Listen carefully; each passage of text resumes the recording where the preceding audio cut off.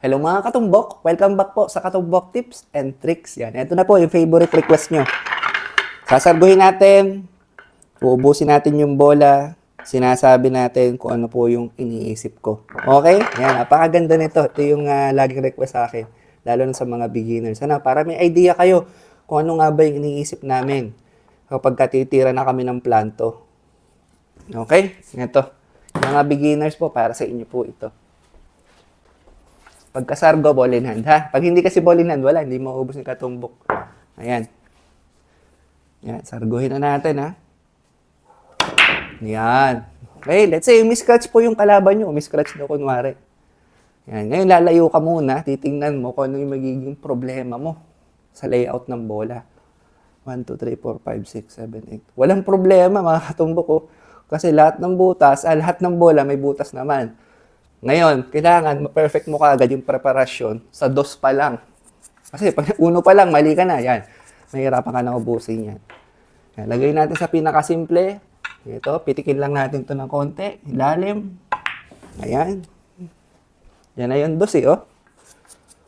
Yan. Ito.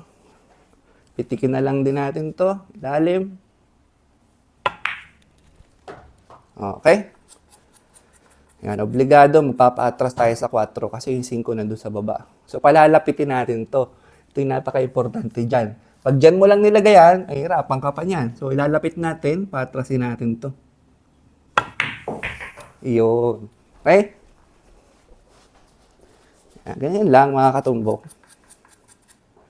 Obligado, paatras. Yan. Ang ganda na nangyari, o tingnan mga katumbok. Hindi tayo na diretso. Importante kasi sa bilyar yung angulo. Yan, kung na diretso tayo, hirap na, di ba? Pero ito, problema rin to kasi, pansin nyo, ang daming tatamaang bola, oh. Okay? So, ang gagawin natin dito, gagamit tayo ng single banda na may epekto sa kaliwa. Para pag tama doon, instead na tatama sa G's, dito lang siya dadaan. Okay? Yan. So, kailangan magpe-epektos tayo dito ng konti lang dito sa kaliwa, dito, ha? Ayan. Babaw, kaliwa. Iyon. Diba? Naiwasan natin yung G's. So, yan. Yan. Sa mga magagaling, pipitikin nila yan, pa-dead ball, dito yung pamato. Napakahirap. So, para sa akin, mas komportable ako, gagamit ako ng 3 banda, 3 cushion. 1, 2, 3. Dito yung pamato. Okay? Ibabaw naman to, ha? Na may pectus. Sa kaliwa. Yan. Babaw, kaliwa. Yun. Yun, ganda. Perfect. So, yan. Tampal na lang to. Kaya nyo na yan. Ito, pectus. Siyempre, kaliwa. So, gano'n ang pag-ubos, mga katumbok, ha? Kagaya niyan. Diba? Yung iba, pipitikin pa yan, papunta dito. Minsan na nangyayari, napapakapal, lumalaylay. So, ano ba yung pinaka-komportable tira dyan? Siyempre, sa tulak.